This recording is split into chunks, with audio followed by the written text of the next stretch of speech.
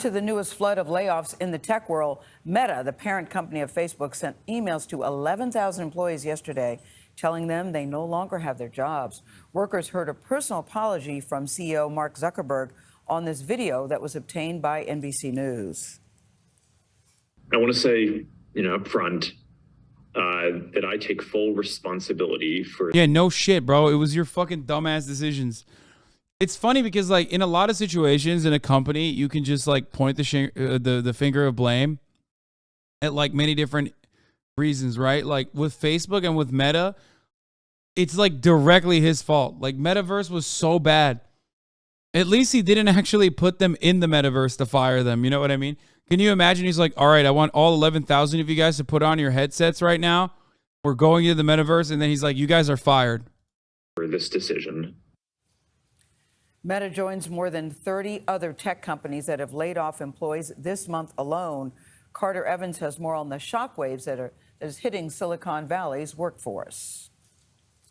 I pulled out my phone, couldn't log into work chat, couldn't log into our internal. It's almost like an entire industry based on speculation, propped up by a bunch of people who consider themselves to be angel investors who are just dumping millions of dollars of funds into unprofitable companies with the hope that that company will be quick enough to monopolize a certain marketplace by considering itself a disruptive new piece of technology, when all the disruption is just labor protections, is not necessarily it's just not a great endeavor. Not a lot of output out there that you could totally fucking use. Not a lot of output out there that's like legitimate.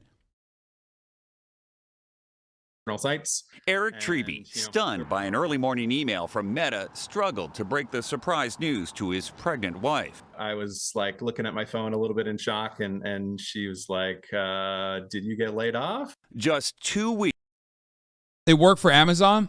Yeah, because Amazon actually literally does have a product. And it worked for Amazon because Amazon was able to monopolize.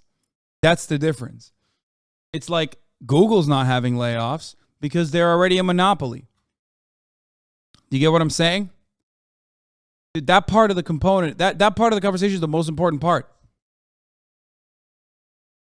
Google monopolized web search, no layoffs. Amazon monopolized e-commerce, no layoffs.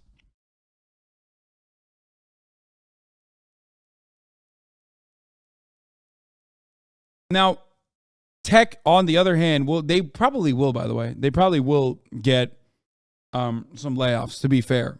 Because the way that the fucking tech part, the way that like the tech industry works is that they're just dumping a shitload of funds into all these different avenues.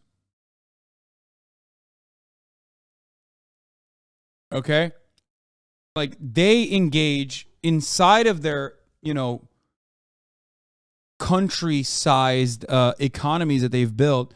They also engage in a secondary speculative market where, like, on the one hand, you look at Silicon Valley, okay, and everyone wants the next unicorn, right? They're dumping a bunch of they're putting like 100K to $1 million here, $1 million there. Ultimately, one of those things is going to go to the fucking stock market. It's going to be the unicorn. It's going to go in a fucking IPO, and you're going to make out like a bandit, right?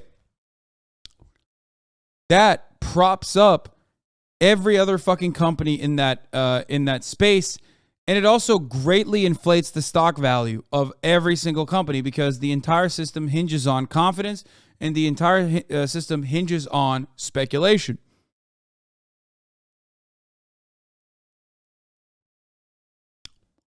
Now, internally, pre-existing unicorns that have already made it, like Google, which have monopolized successfully, or Amazon, which has monopolized successfully, will then have endeavors that they dump money into.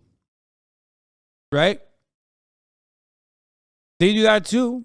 Like, I would say Twitch is one of those examples. Let's be fucking real.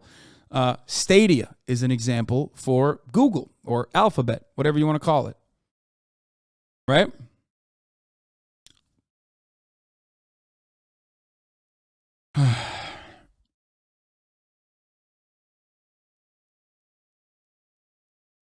Should be noted that Facebook and Meta is still a wildly profitable company, just less profitable and lost 75% of stock value. Capitalism is dumb. Yes, it is.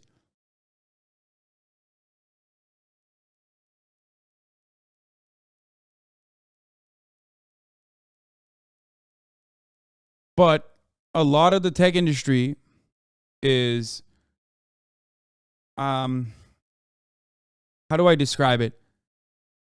There are people far smarter than myself who claim that the tech industry's role as a labor, like a labor protection disruptor, only was basically carved out or created so that like middle class and upper middle class people could have their own slaves for a little bit. And that was basically financed by this speculative economy. And now it's coming to a point where like, well, people want to make money off of it. A lot of these places did not monopolize fast enough. Or even if they were able to monopolize, they weren't able to fucking price gouge fast enough after monopolizing. So now, the chickens are coming home to roost for a lot of these companies. Yeah. It was so that the speculative financial market basically subsidized with what it seemed like endless amounts of money this opportunity for middle class and upper middle class people to have their own indentured servants. But that could only go so far. Right?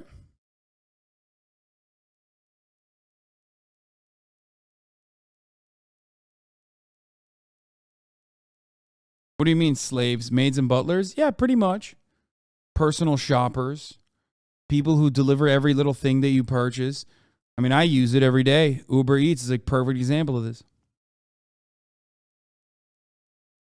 It's a gig worker, not indentured servant or slave. Yeah, exactly. Sorry. That is the capitalist terminology for it. I apologize. It is unionless, benefitless, no protection having gig workers. Should I use that term correctly? Weeks before Thanksgiving, the father, an engineering manager, finds himself part of a massive 13% reduction in Meta's workforce. I believe the metaverse is the next chapter for the internet. CEO Nope. Mark Zuckerberg bet big on the virtual reality metaverse last year. I love this story because, like, it once again shows that it's not a meritocracy. Meritocracy is a fucking lie. And that, like, the wealthiest among us are not necessarily the smartest, and they're so fucking stupid that they can make a Second Life skin when there's no adequate technology to back that up yet, and no interest on the ground, and also significantly better versions of the product that he's trying to recreate. It's awesome. It's literally fucking great. There is no better demonstration that billionaires are just fucking idiots than someone who like bet big, someone who felt the pressure of constant growth, and decided to, take a weird ass fucking bet on crypto and metaverse. When tech companies were flush with cash while everyone was working from home during the pandemic. These companies like Meta have had to undo a lot of that hiring to adjust to the new reality. Fellow startup founder Roger Lee tracks tech layoffs and says the impact can be far-reaching.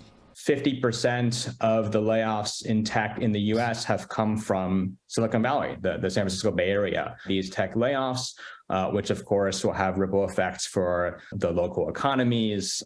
Nearly 75,000 tech workers across the country have gotten the axe so far this year, and with borrowing costs rising and revenue falling, there is likely more to come. So where tech goes, that's where the rest of the economy goes. Employment consultant Jason Greer says the booming job market is starting to shift. We're seeing a crunch on tech, but we're probably going to be having this conversation about multiple industries next week. Yeah, the point is, yeah, you can fucking now unironically work at Starbucks. Like, hey, oh, did you lose your fucking tech job? Here's a job at Starbucks for you. That's literally it. That's what's going on.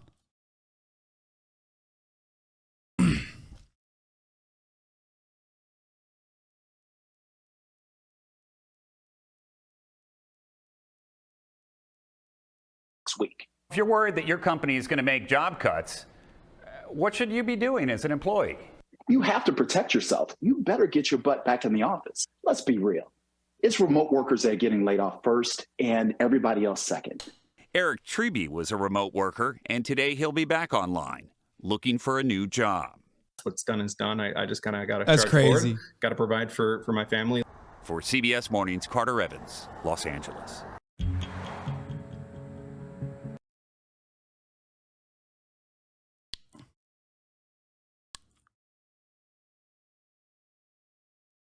Holy shit.